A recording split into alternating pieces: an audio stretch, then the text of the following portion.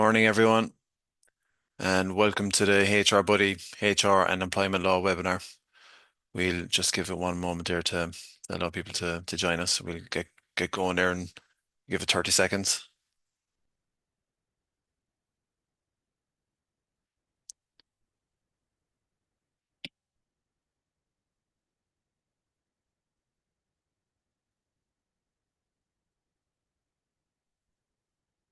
All right, a few more coming in there now. So, good morning, everyone, and welcome to the HR Buddy HR and Employment Law webinar. My name is Colin Ryan, and I'm a HR consultant with the business here. And HR Buddy, of course, is an Irish HR consultancy, payroll provider, and HR software company. We are working nationally to deliver flexible HR solutions to organizations of all sizes and across many sectors all around Ireland, as well as employer of record services overseas also. Today, you're joining us for the very last update of the year. And important to say that if you want to stay informed on the latest developments in the HR space, make sure to sign up for our monthly newsletter. You can sign up through our website here at the bottom of the page, or you can just email us as well at info@hrbuddy.ie and keep informed and keep up to date with everything HR. And now for this final webinar of 2025, we have some very timely topics to discuss. And glad to say we have Damien McCarthy, our Managing Director, joining us here this morning. Morning, Damien. Morning, Colin. Morning, everyone, and welcome. So Damien's going to be touching on some seasonal HR issues in terms of seasonal success and all preparing for winter weather and some issues around that. And of course, as we all know, a big talking point is, of course, pension auto enrolment. And we are delighted to say that we are joined this morning by pension expert Ciaran Kelliher of AGRI Finance to run through what you need to know about auto enrolment. And we'll pick Ciaran's brains in terms of some key topics in our Q&A section later on as well. Morning, Ciaran. Morning, Colin. Morning, everyone. Thanks for having me this morning. And also this morning, we're going to briefly talk about a HR solution that is now available to help you manage the most important asset in your business, which is your people, and to help you save on your own most valuable resource, your time. And as I said, hopefully we'll have some time at the end to go through some Q&As on the topics discussed this morning as well. So with that being said, I'll now hand over to Damien. Thanks, Colin. Okay, good morning again, everyone. I'm going to do just a few topics this morning. I suppose they're just seasonal, timely topics. So I suppose as a HR consultancy, when you come into winter time with regards to weather events and things like that, we get an awful lot of queries on that. I suppose Christmas time for an awful lot of people is good switch off time of the year. It's an opportunity for holidays. And we know that rest and recuperation is very, very important. And it's not only important for the employee, but it's important for employers as well to make sure that their staff come back fully rested and reinvigorated and ready to go in the new year. So I suppose I have a few tips on that as well this morning. But I'm going to start with Christmas parties. Christmas parties come up every year. Ciaran's laughing.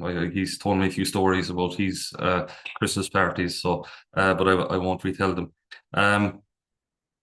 Christmas parties come up every year for us. They don't come up in November in the planning part or in early December. They come up later on in December or maybe even in the new year because whilst Christmas parties are a very good opportunity to have fun, for people to leave their hair down at the end of the year, for employers to thank their staff for all their hard work during the year, and their fun events.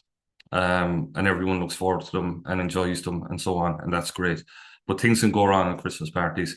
And I think where the mistakes are made by workplaces, it's in communication and not communicating beforehand and not planning and organising the event. And I suppose just kind of, leave it fly to the wind, everyone goes out and has fun, and then you end up with a HR matter, an employment law matter, maybe an harassment case, maybe work colleagues, a relationship fallout from something that happened or something that was said at the Christmas party.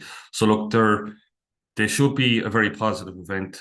They're also, I suppose, in today's working age where there's a lot of more disconnection between people at work with regards to remote and hybrid work, they're also a very good opportunity, for a team building opportunity. And I suppose we have seen kind of a change or a shift in Christmas parties being more diverse, workplaces mixing it up and using it as a team building opportunity and a real kind of social get together to get that kind of connection again and innovation and spark amongst their people. So it's worth putting in a bit of thought to your Christmas parties and trying to achieve that type of event.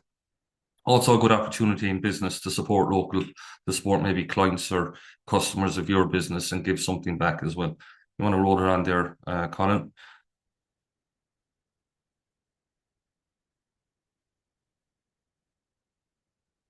Yeah, can we get the next slide, Colin? Are we stuck there?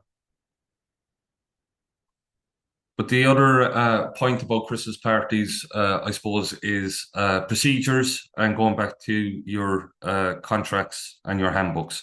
So very often, I suppose, we can see this type of thing being left out of documentation. And I suppose employees thinking that the Christmas party is separate from work when actually it isn't. So the same rules apply at a workplace event. Okay, so I suppose there are some of the common mistakes that are made is that employees and workers go out and they converse and speak and talk to each other in a very different way on the workplace night out than they would in the workplace. So I suppose we don't have to use language or talk about inappropriate what would be inappropriate topics inside in the workplace, and they're okay at the Christmas party because if you have a team of 20, 18, 19 people might be okay with the conversation, but it could impact one person. That I suppose can have a long-lasting impact. Number one, it can impact working relationships afterwards. You see very often work colleagues not speaking to each other or having different opinions of each other after workplace events. And of course, that impacts the workplace and workplace relations. So standards shouldn't be dropped. Your workers need to be aware. And I suppose this is the thing. Very often, line managers don't stand in front of their people before Christmas party and kind of set out the standards. Because it's kind of seen as a Scroogey thing to do. People are going out having fun, and then you some guy like me standing in front of you, kind of reading out the rules and the regulations. Okay, no one wants to listen to it, and no one actually wants to do that communication. But it is important because it reminds people, and what you don't want is a mess in the new year, or someone like us coming in doing a workplace investigation. So roll it on again there, Colin. So it's just important to look at the policies that are appropriate and that should be inside in your staff handbook and so on. And so your dignity and respect policy are relevant to workplace events. There is a tie between a workplace event and the workplace. So the important point is, as an employer, you are responsible for what happens at a workplace event, and you have a responsibility with regards to the health and safety of your employees when they're at a workplace event. So grievance, disciplinary, health and safety policies, alcohol and intoxicants, your email and social media policy are very important. And I'm going to talk about that in a minute, because we've all seen examples in social media of workplace events that have gone wrong and left a very long-lasting impact on a company or organization or its brand. The communication on your Christmas parties and your workplace events are also very important. So they need to be clear when you're sending out the invites. You need the date, time, and venue clearly documented. You need the start times and end times. The attendance expectations. Is it optional? Is it mandatory? And also an alcohol policy. So free bars, how all that works is very important as well. So people are very clear on this. I suppose a lot of the workplace events that go wrong are people kind of rushing to a free bar. I heard a story about someone ordering 8 fat frogs at a Christmas party recently. I won't say whether they're present or not, but that kind of attitude can, put the night wrong very, very quickly. and move over to something inappropriate happening and so on, which no one wants. But it's very, very important to state the date, the time, and the venue, because we've often seen, I suppose, maybe arguments happening between colleagues or something going wrong, inside in the bar or a venue, and no one actually knows, was it the workplace event? So, your staff may go for pre-event drinks, they may go for post-event drinks. Is it your responsibility when they're in another premises?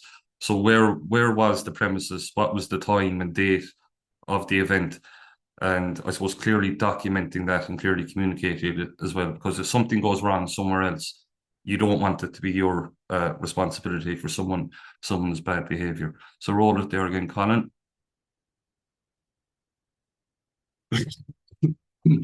Excuse me. So, with regard to social media, and I mentioned, I suppose, I think everyone could think of an example of an organisation who has got this wrong, where workers aren't clear on your social media policy. Maybe some upsetting pictures, inappropriate content being posted at workplace events and so on.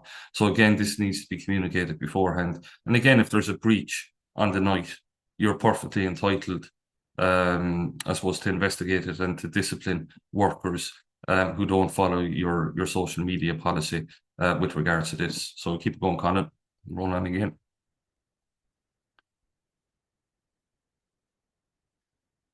Okay, so if something does go wrong, again, I suppose there can be an incorrect perception that at workplace events, employers and workplaces can disown it. Okay, so if something is reported, you should deal with it. You should treat it just the same as if it happened inside in the workplace or during working hours.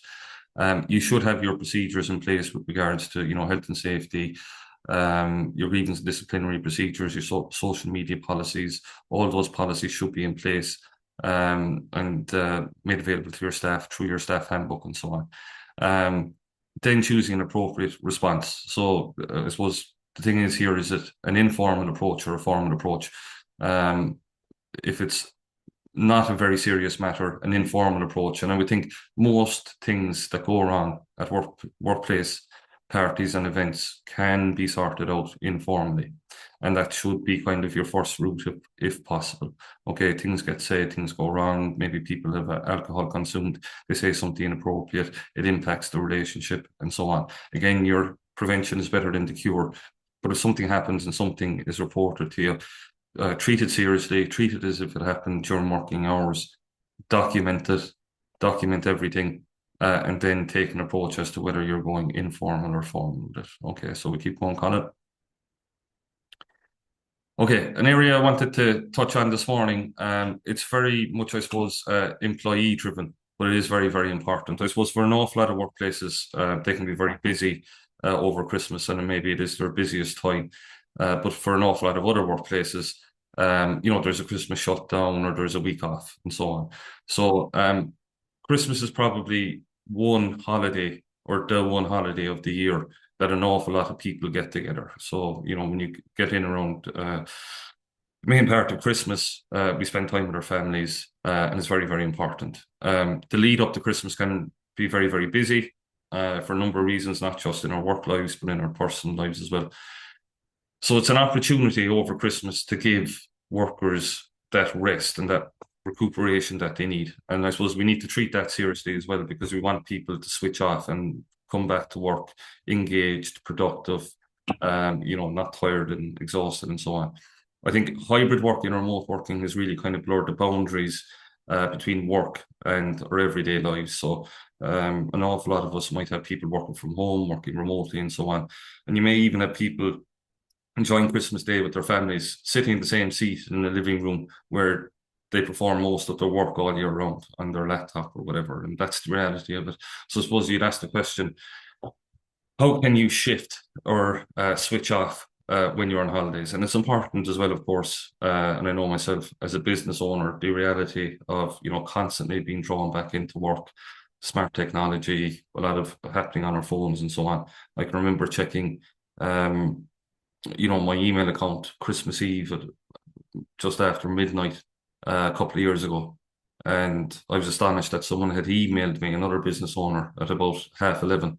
And I kind of thought, isn't that sad that he's sending me an email at 11:30 at night on Christmas Eve? And then I thought to myself, well, I opened up my account and I was reading it. So, I'm to blame here as well, and I need to look at myself. So we find it hard with switch off, and very often it isn't the employer's fault. We're doing this as human beings.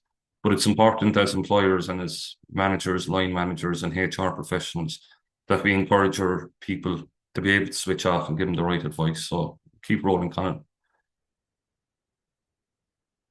Okay, one thing here is we very often see, an email response saying I'm on annual leave on such a date, and I'm back on such and such a date. And I suppose annual leave, and in particular, I think if you've time off at Christmas or if you're going on holidays during the summer and so on, an annual leave day and a holiday is very different. And the way the receiver treats the word holiday in comparison to annual leave. So if you're going on holidays for Christmas and you have a Christmas shutdown or you're off for a full week and so on, use the word holiday in your email. I suppose you want to organize that out of office message.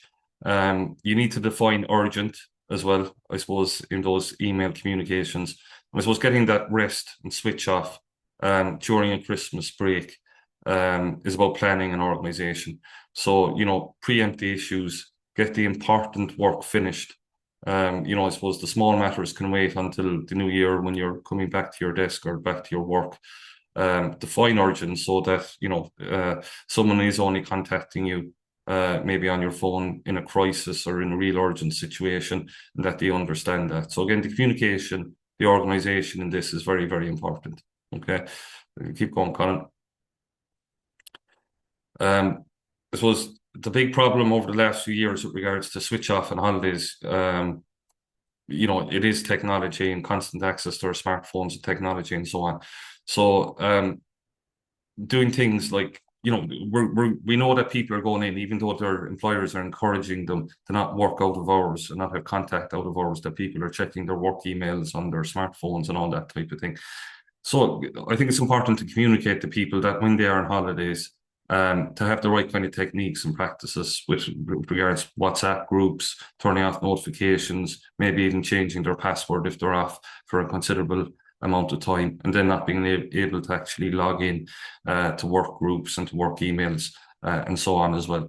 Other workplaces may have kind of, I suppose, shared annual leave days, shared time off, even though they're running over the Christmas break, but people may have extra annual leave holidays and so on. So again, organising beforehand, I suppose, if one person needs to be contacted and so on, that there's kind of a work ally for them. So there's kind of a buddy up system to kind of cover for them when they may be getting contacted, or when people, clients and customers may be looking for them while they're on holidays.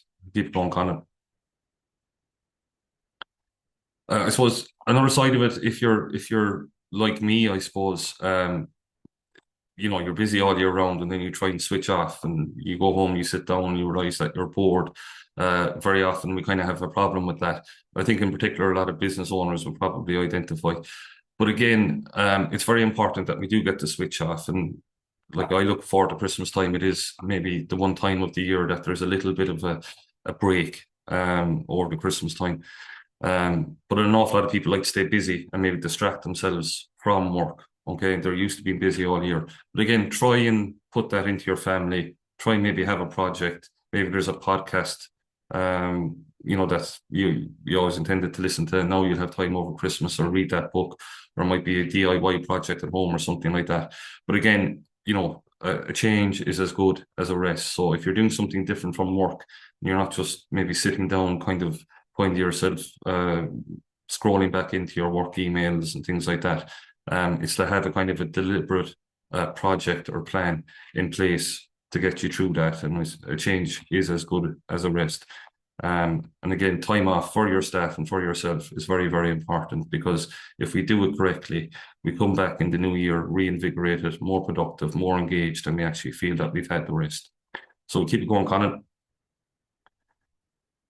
Okay, the last topic I'm going to do this morning before I hand you over to Ciaran is managing extreme weather events. So you can keep going on to the next slide there, Colin, I think. So they're more frequent now. We're seeing more of them. We get these orange and red alerts and so on.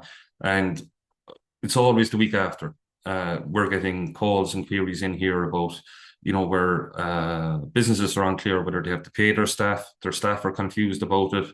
It causes disgruntlement and so on. So look, there is a responsibility, obviously, again, from a health and safety point of view for employers. But the main thing here is you need to have a procedure on it. You need to communicate it. It needs to be in there in your contracts and your handbooks, so everyone knows it, and there isn't confusion every time that there's snow and ice and there's an orange warning or there's a storm and so on, and people don't know whether they're meant to attend work. Usually these things can happen very, very quickly as well. A yellow status warning gets updated to orange and so on. Therefore, it becomes dangerous for people to travel to work the following morning. So decisions have to be made very, very quickly. And I suppose the point I'm making here is let everyone be clear beforehand. So the next time an orange or a red warning happens, they know what the story is, and there isn't confusion and disgruntlement, and isn't running into next week's payroll, whereby you have disgruntled staff learning that they're not getting paid for the day they weren't at work last week, and I suppose they're down 20% of their income, because that causes disgruntlement. And if that is the case, they need to know that beforehand. So keep going there, Colin. I suppose, look, there are four different options. One is the employee takes annual leave for absent days. And I suppose if they know that and it's in your policy, well, then it's clear. Okay, so are you comfortable with doing that? Or is it option two, where you can mix around your work and have flexibility? So you may be trying to serve your customers and so on. There's a red warning on Wednesday, you cancel the work, but maybe there's flexibility, and it's in your documentation and your policies. That they can cover this work on another day. They don't lose income. Your business isn't impacted. You're just using flexibility. And it's a very good option for an awful lot of businesses. Three is obviously a very easy one. If you're capable of putting your employees remote working, and that can work for you, obviously that's a very viable option. I suppose the other one is the option four, which is where you have an incident where the business premises is flooded and so on, or there's been damage to the premises. So you actually have to close your business and you end up with a temporary layoff situation. Now, look, the important thing is to take a long-term view. I think an awful lot of the time, even though these extreme weather events are now more frequent, we see kind of very short-term thinking. So we continue to see kind of 3, 4, 5 weather events now every calendar year. So that impacts upon employment and employee relationships. So what I'm saying is, have a policy with regards to extreme weather events, and leave your staff be clear what happens in orange warnings, in red warnings, with regards to pay, time off, annual leave, whatever way you can work at best for your business and your staff. I suppose you don't end up with the headaches kind of the week after an extreme weather event. Have that policy in your contracts and in your handbook. Okay. Thanks a million, Damien. Okay. So some very some very important and some common sense advice there in terms of dealing with seasonal aspects of HR in terms of the Christmas season, weather, and so on. So very practical and common sense advice there. So I'm now going to hand over to Ciaran from AGRI Finance to talk about enrolment, which is a very topical discussion point at the moment as well. Thanks very much, Colin. Great to be here this morning, and thanks for the invite. Between free bars and fat frogs, HR Buddies Christmas party seems to be the place to be. So have a good one, lads. I suppose just before I start off, to Damien and the HR Buddy team, congratulations on being named top employer of record. That was a great achievement, so well done to you. I suppose we'll go from Christmas parties to pensions. So auto enrolment talking is definitely over when it comes to auto enrolment. We're kicking off with auto enrolment on the 1st of the 1st, 2026. The portal was open on Monday. My Future Fund website was open, so businesses can register on the portal now for contributions. I suppose just for those who are on the call, I'd imagine everyone's up to speed with auto enrolment, but if you're not, I'm just going to briefly go through it very quickly again. If you have any questions, you can drop into Q&A there, or you can give me a shout after the call if you want. But I suppose just straight away getting into auto enrolment, there's going to be 800,000 people auto enrolled in January. 250,000 of these are in the higher tax bracket, and really these are the ones that need to be staying away from auto enrolment. If you just click in there, Colin, once more there, just for the graph, I think this is the important part really to note. It's starting off in January at 1.5% gross of the salary of earnings up to 80,000 a year. So the real cost for the employer is 1.5%. That's phase one. Phase two will be 3%. Phase three will be 4.5%, and then phase four is 6%. So it is a big chunk of money for the employer, but also for the employee. You mightn't think it's too bad in January with 1.5%, but as the phases go on, it'll get bigger and bigger. If you move on to the next slide there, Colin, I suppose just who will be auto enrolled. So anyone between the age of 23 and 60 who are earning over 20,000 a year and they're not already in a pension scheme. I suppose this will also include people who are part-time, probationary and seasonal workers who meet the criteria. They'll all be auto enrolled. Workers who do not meet the criteria can opt in. So if you're earning less than 20,000 a year and you're under the age of 23, over the age of 60, you can still opt in to be auto enrolled. Really, the employer doesn't have a say anymore around this. It's the employee who gets the say. And just to know, people who are self-employed and unemployed, they will not be auto enrolled. So just be aware of that. So I suppose a lot of questions I'm getting is like, what's the difference between an auto enrolment and having a group pension scheme in place for their employees? With the auto enrolment, it's 25% state top up. It's not tax relief, it's 25% state top up. Whereas with the group pension scheme, you can get up to 40% income tax relief. With the auto enrolment, and really this is probably the big part for me, is that there's no access to the funds until old age pension age. Whereas with a group pension scheme or your own PRSA pension plan, you can typically get access from the age of 60. You can even get access to the age of 50 onwards. So I suppose dealing with pensions day in, day out, not getting access to the old age, to the auto enrolment pension until old age pension age is a big one for me. Also with auto enrolment, limited investment choice, whereas with your group pension schemes, there's a broad fund of options available. With auto enrolment as well, there's no option for additional voluntary contributions. It's starting off in January, it's 1.5%. If the employee wants to pay more into their pension plan, they can't. It is what it is. Whereas with your own private pension plans or a group pension scheme, it's up to yourself how much you want to put in there. If you want to put more into your pensions to reduce your tax, you can set up additional voluntary contributions. And I suppose really there's a lot more flexibility with having your own pension plan than having a group pension scheme in place. For anyone who is in the higher tax bracket, they should not be going down the auto enrolment route. Anyone that's in the lower tax bracket, absolutely auto enrolment is the way to go. But anyone who's on 40% in the higher tax bracket, 40% tax relief, they should have their own pension plan. They should really seek advice ASAP on that. Just moving on to the next slide there, Colin. A big question very regularly is, how do I get out of auto enrolment? So the opting out, suspending payments from month 1 to 6, there's no option, you have to stay in there. But on month 7 and 8, employees have the option to opt out. It's not the employer, it's the employee who has the option to opt out.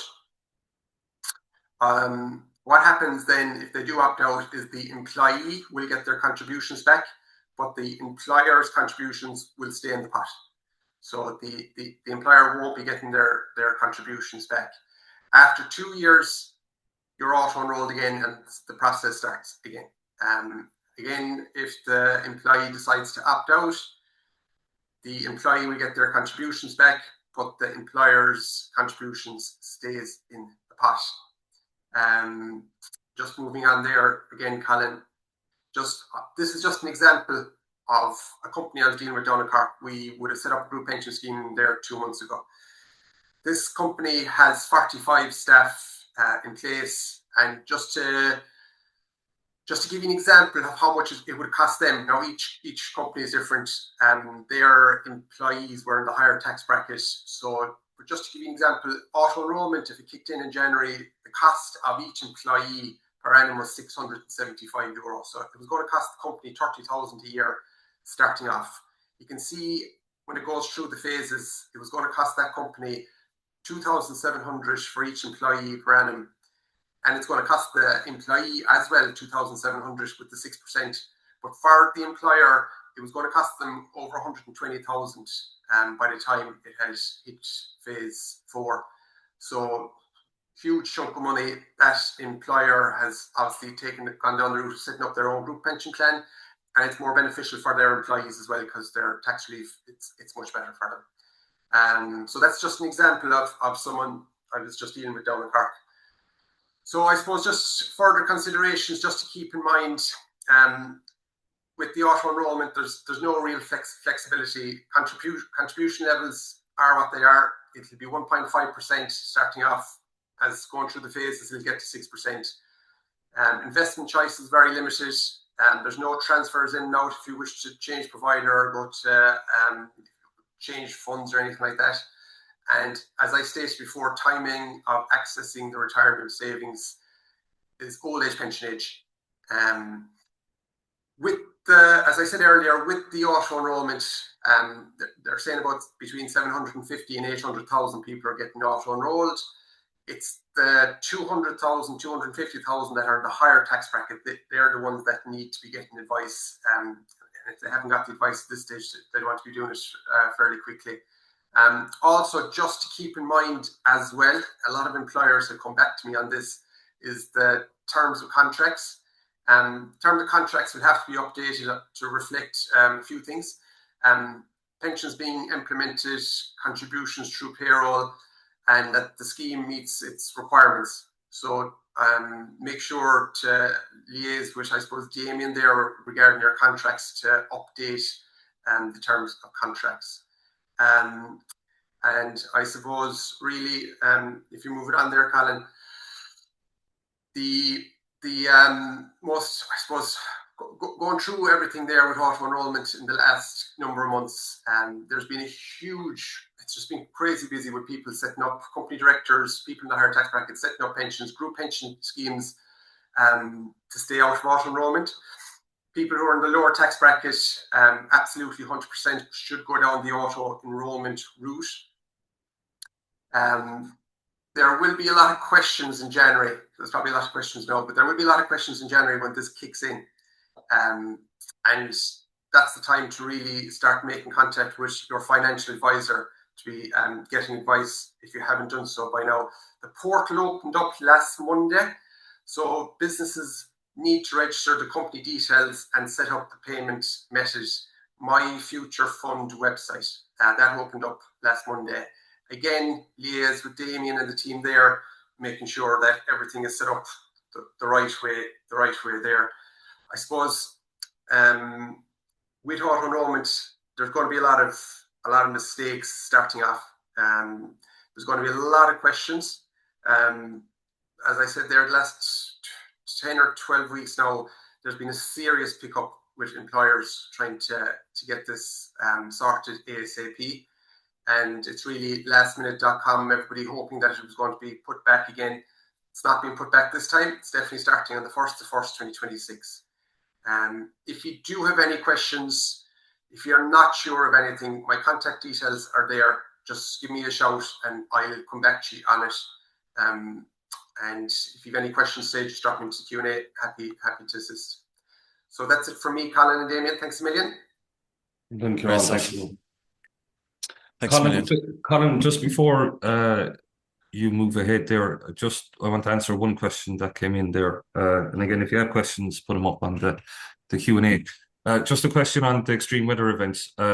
If staff can't come to work due to weather, are they entitled to be paid? So the very straight answer on this is no. There's no legal entitlement for a worker to be paid if they can't or don't attend work during an extreme weather event.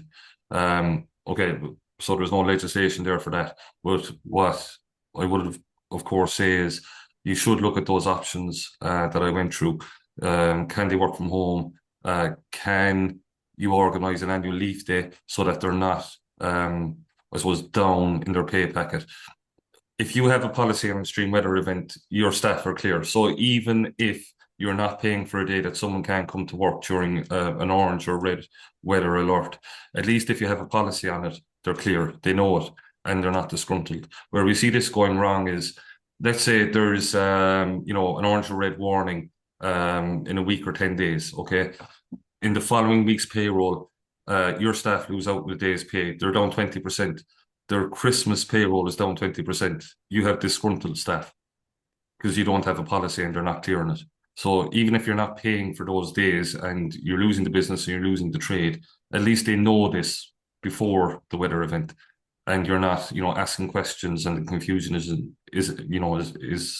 not there if you have a policy on it. So that's what I'm saying. Have a policy. Try and find a flexible option. The best scenario is they're going to take a long-term view and to have flexible options so that people don't, I suppose, get impacted in their pay packet. Maybe you can give them an annual leave day. Maybe you can reorganise them to work another day and cover their hours another day or something like that. That's the best option. But if you're not paying, if they know it beforehand, you don't have those kind of disgruntlements and problems afterwards, okay?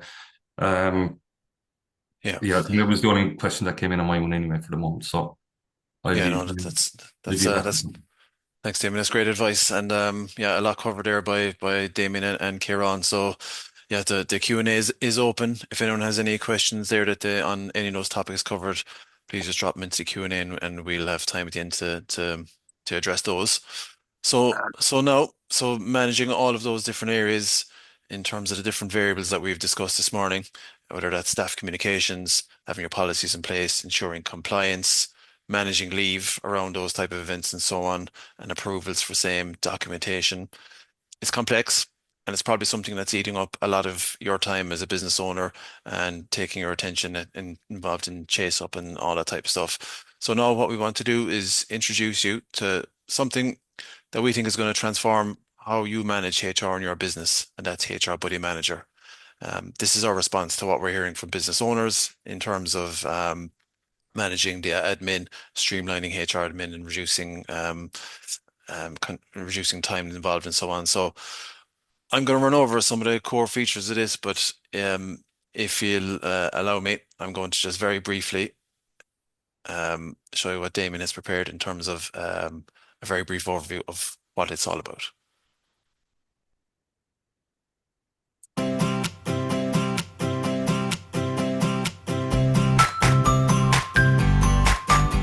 In business, time is everything, and managing people shouldn't slow you down. At HR Buddy, we provide HR services to companies across Ireland. And now there's HR Buddy Manager, the all-in-one HR software. It's designed by real HR experts, so it actually works the way you need it to. From contracts to compliance, payroll to training. You can manage it all in one secure platform with HR Buddy Manager, the platform that's built for your business. Now let's do a quick walkthrough of our manager software to show you just how powerful our solution is. With HR Buddy Manager, you can manage annual leave in the click of a button. Create employment contracts or use our AI reader to scan your current employment contracts. HR Buddy Manager includes dignity and respect, anti-bullying and diversity and inclusion training for free. Generate your gender pay gap reports. Clock in and clock out with our easy-to-use clock-in time management app, which includes geolocation and IP-based clock-in restrictions. Track attendance, sickness, absences and performance management. Manage and calculate your expenses and roster costs. And export payroll-ready data with ease with full API functions.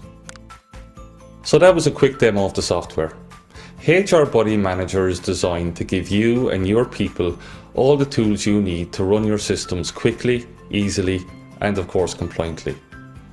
Visit hrbuddy.ie today and book your free demo.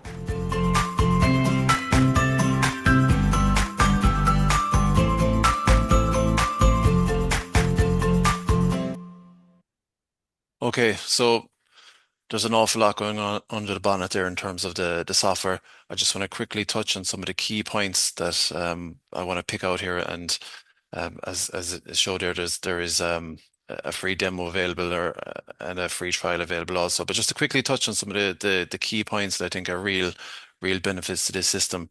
The first one here is something that I guess every business does and every business spends time on, which is contracts and documentation management. Okay, so if you can imagine I'm sure many businesses, there's employment contracts, maybe they're stored on a drive somewhere, maybe they're in the inbox somewhere, maybe they're sent out in an inbox or we're going back to see what we did send out. Maybe they're in a filing cabinet usually. Maybe they're not there yet. When we go looking for them, we find that we don't have them. So sometimes what we need to see is or maybe something happens in the business and you need to see a contract and maybe you find out that it's out of date. It's not there at all. So what's the solution for that? Here's where the HR Buddy Manager software gets clever. If you need to create contracts from scratch, you can create them with the AI reader in terms of you enter the terms and conditions into the software and it automatically generates the document for you. You probably have some existing contracts already, and maybe they're on another system or maybe they're in the filing cabinet, as we said. Do you want to take time uploading all those terms and conditions into the software? You probably don't have that time. So what the HR Buddy Manager system has is an AI reader that will automatically scan and extract all the key information from your existing documents in seconds and upload that into the software. It also has, and it'll capture all of the salaries, the benefits, the notice periods, any of the key terms that are in that document. It'll be taken by the AI reader and uploaded into the HR Buddy Manager system. Also, as well, what we see lots of times, and I'm sure people can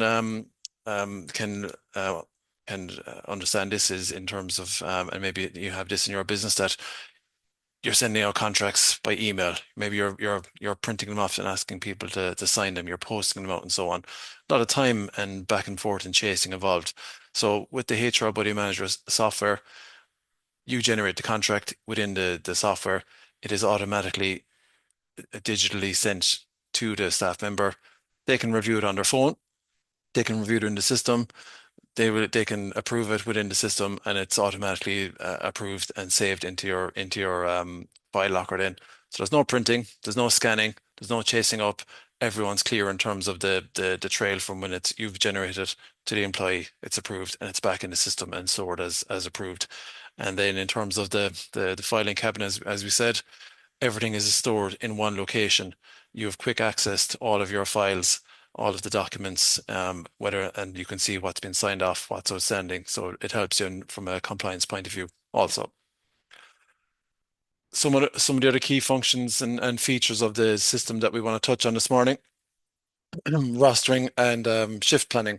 So within the system, you can plan shifts, rotas, you can set it to any working pattern. What I really like is that there's some templates in the system and you can create your own templates to suit your individual business as well. So whatever the working pattern is in your business, you create the template, you drag and drop it into the schedule. There's real-time visibility then for seeing who's working, what shifts are covered. You can clearly see gaps or any shifts that need to be managed, and there's no confusion then about who's working and when. Also, as well, then your team will clock in and clock out on the system, and that's fully integratable with any HR packages you have in your business already. Whether you have physical terminals, whether they clock in different parts of the business, or you've multi-site business and so on. We can integrate that into whatever software you have at the moment, but people will clock in and clock out. Also, as well, if you have mobile workers, remote workers, they can clock in from anywhere.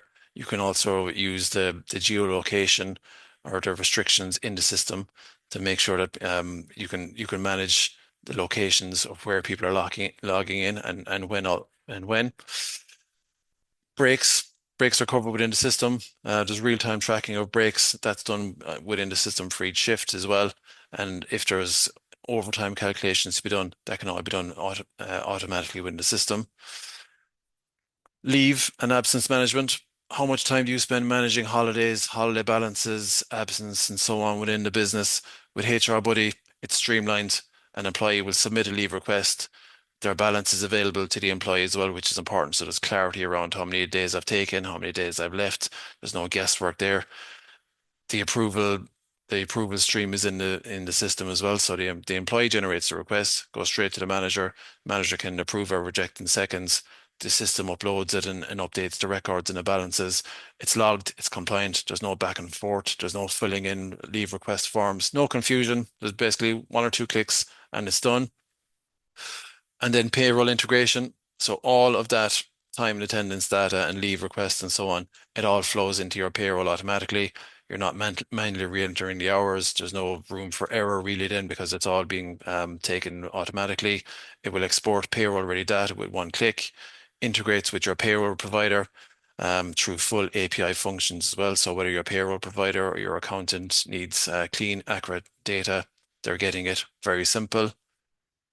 From that payroll data then as well, what we've built is a gender pay gap report.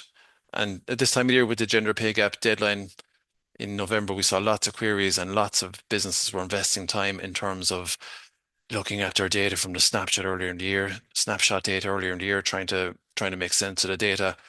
This system actually takes all of your payroll data and all of your staff data and makes sure and generates a report automatically in real time. So there's no time wasted.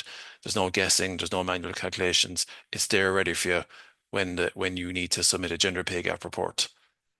And so there's some of the key time, attendance, and payroll and reporting features that are built into the system. We mentioned looking for the files, looking for your contracts, and so on.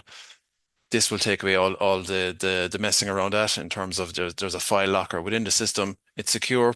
All your HR documents, contracts, policies, your training records, performance reviews, anything that you need to keep for each of your employees is stored securely in the cloud. No capacity there, or no capacity limit, so it scales as your business grows as well. Everything is backed up and recoverable. You can access your documents, so you don't have to get down to the office to see how somebody returned their contract or completed their training. You can see it anytime from anywhere, and it's fully indexed and searchable, so you can go in. And again, the key theme here is that it's saving you time in terms of looking into what HR documentation you have, what are you missing, what you need to follow up on. So I think that's a really important feature of the software as well. Another key feature here is the compliance training. So some of the basic training that you need to get done within your business is, for example, dignity and respect training. That should be mandatory and it's best practice to conduct in all workplaces. Diversity and inclusion training in terms of bullying and harassment prevention and so on. Touches on the points that Damien mentioned earlier in terms of this time of year, Christmas parties and so on. A big piece of work for lots of companies is following up on the training. Was it viewed, understood, and signed off? So compliance is automatically and completion is automatically logged within the system. You can see who's done the training. You can assign training to new employees as they come in, follow up, set deadlines, reminders, and so on. All at no additional cost. In terms of the tracking is done within the system. You can add further additional modules as you go as well. Any training that you need that's specific to your business can be added and can be rolled out and assigned to all of your team as you go. Another function that I think that's really useful within the system as well is the team communication and messaging functionality. So whether that's for you need to update people on, as we said, there are any items that have been touched on this morning, whether that's the pension communications, adverse weather events, any policy updates or changes or events that are happening within the business. You can message all your team within the system. You can make sure that they're sent out and received by everyone within the business. So just to touch on some of the key components there, the compliance aspect of it, that every document within the business is logged, it's signed off. You can see that it's been viewed and completed, and that's legally compliant. If you need to follow up for audit purposes, you know what you have, you know where it is. The contract piece, so you can generate contracts for your staff. For new joiners joining the business, you can generate the contract within the business. You can upload and read all of the current contracts. So what are you doing there? You're cutting down on transcription errors. You're making sure that there's less likely mistakes to be made on any of the data. So at least you know the data within your system is correct. closes compliance gaps then around training and so on. If it's speeding up your decision making, if it's speeding up the gathering information, follow up, you know the data is correct, you know that it's clean and clear, whether that's on payroll trends, whether that's rostering, any of the learning development capacity of the system as well. It enhances your decision making, lets you make decisions in real time. It's scalable, so you can continue to add employees to the system as your business grows. And there's full support there as well from ourselves. We have a help center available, and we also have our 14-day free trial and free demo also. So that's just a quick tour of the system and what it can do. And yeah, any questions on the system, by all means, please you can drop them into the Q&A there. You can follow up with us there by email, phone, on our website as well. Get in touch and we can show you what the system can do. Okay, I just come in, Colin, just on some of the Q&As. I know there's a good bit of stuff there for Ciaran on auto enrolment as well, so I don't know whether he can get through them here. And some people may have to drop off as well. But for anyone that's still with us, thank you, and thank you for your questions. One question about the software is there a way for new starters to submit all their details, banking, PPS, etc.? The answer to that is yes. So the HR Body Manager software, and again, look, there's a free demo there. So if anyone wants to have a look at it, it costs you nothing. You should go in and look at it. Colin has gone through an awful lot of stuff there, and I suppose, it shows all the functions and what it can do. And you can talk about, AI readers and API functions and all that type of thing. When I set out on the project to build HR Body Manager, I had one clear vision. It was to cut down on admin time and make businesses compliant. So it had to be easy to use. And HR Body Manager was built to be user-friendly by both the admin staff and by employees. So to answer the question, is there a way for new starters to submit all their details, banking, PPS, etc.? The answer is yes. HR Body Manager is built in a way that if you invite the employee onto the platform, they click the invite button and they go in and they fill out that information for you. So it takes them maybe 3-4 minutes of their time to get set up on the platform. And then they can go and they can clock in and clock out and access all the training records and everything else and their employment contract and sign off on it and so on once it's sent to them. So I think the question there being asked by the attendee this morning is, if I have 50 staff in my business and I go on HR Body Manager, must I fill out my 50 staff PPS banking details, which is probably a few days of admin work? You save your time on that. No, you don't have to do that. The employee does it for you. So it takes 3-4 minutes for the employee to fill out this information. It's in on your back end and of your system, and you have it. And it was designed in a way, I suppose, to ease that admin problem and admin headache for the people and the businesses that were going to be using it. Okay, so that answers that question. There was another question then on statutory sick pay. Is it moving up next year? Just get the question for you now. Sick. Was there somewhere? I'm after losing it. But anyway, the question was: is statutory sick pay staying at 5 days, or is it moving next year? It's staying at 5 days. So statutory sick pay was paused by the government. It was meant to move to 7 days last January. It didn't. They paused it at 5. And we know nothing else other than the fact that it's paused at 5. It's staying paused at 5 in 2026, unless we're told otherwise by the government at some stage, and they decide to unpause it and move it up to 7. But they're not doing that. There's been no communication on that. So it's 5 days for 2026. That's what we know. Okay. Ciaran, do you want to have you some questions? I don't think we want to get through them all. There's 2 questions there. I'll answer them.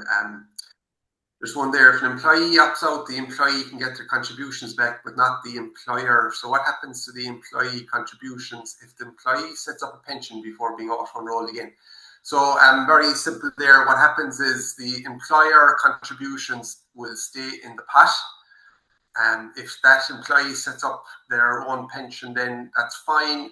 They'll come out of auto enrolment, and the employee can get access to those employer contributions at old age pension age. So the employer contributions stays in the pot, and it just stays there until the employee gets access to them at old age pension age.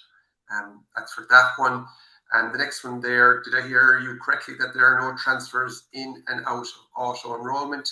So employees can't move into a private pension if they get included in auto enrolment first day.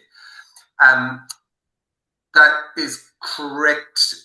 There's no transfers in and out of auto enrolment. Once you pay the funds into the auto enrolment, it stays there.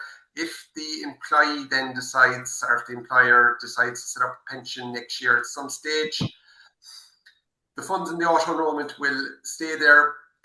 But with the private pension, as long as it's going through payroll, I think that's the important part. Maybe I didn't say that. As long as it's going through payroll, the pension, well, then you come out of auto enrolment. NERSCA in the background will be doing a review of payroll, and anyone that has a pension going through payroll, they are not in auto enroll. They won't get auto enrolled. So that's the important one there. So absolutely not. You can't transfer your funds in or out of the auto enrolment pension plan by future funds. The funds will just stay there. But if you do decide to start a pension plan then next year that goes through auto enrolment, well, then you come out of auto enrolment, but the funds that you've already paid in there will stay there. I have made up a frequently asked questions document, which I will send on to Colin and Damien there. And for anyone who's on the call this morning, I get them to email it out to you. It kind of runs through everything, any questions that you might have, it's in that. I see there's one more question there. Are staff entitled to still be paid a pension if on maternity leave or long-term sick leave? So this is in the frequently asked questions. It's as simple as this. If staff members out maternity leave are on long-term sick leave and they're not getting paid, if there's no gross pay, no pay slip, well, then they're not going to be in auto enrolment because there's no pay going through auto enrolment. It's as simple as that. So the answer to that is no, they won't be paid a pension on that one. So yeah, the Q&A is going to be very useful as well. Yeah, I'll send it on to you, so you can forward it on to anyone. And if you're not sure of anything, just give me a shout on that. Thanks, Ciaran. Yeah. Just one thing that might be relevant to me there is as part of some of the questions that Ciaran was answering, there was a bit there, do we need to alter contracts or add an appendix repension?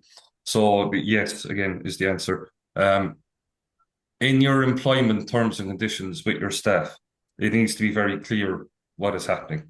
So I think this is where I would worry that there would be confusion and mistakes and so on with regards to pension entitlements and so on. And if contracts aren't updated, terms and conditions of employment aren't updated with regards to what is what with regards to pension, whether it's private or auto enrolment and so on. Yes, that needs to be inside in contracts and they need to be altered. That is important. It was a good question. And thanks, Ciaran, for this morning as well and for coming on with us. And thanks to everyone. And just from me as well, I think, have any other matters of business, as they say, Colin, or we? No, I think we covered an awful lot this morning, guys. There's a huge amount of information there. And we'll be, as Ciaran said, we'll be following up with the Q&A to keep everyone informed of the pension auto enrolment. And if anyone has any specific query, can always reach out. Just there, contact details are on the screen there. Ciaran's will be on his Q&A. So anyone has a query or they need assistance, just get in touch. Brilliant. And thanks, Ciaran. And contact us anytime, anyone. We're happy to help. And thanks for attending this morning. Have a good Christmas if we're not, if we don't see or talk to you in the meantime. Thanks, Colin. Thanks, Ciaran. Thanks a lot. Bye-bye.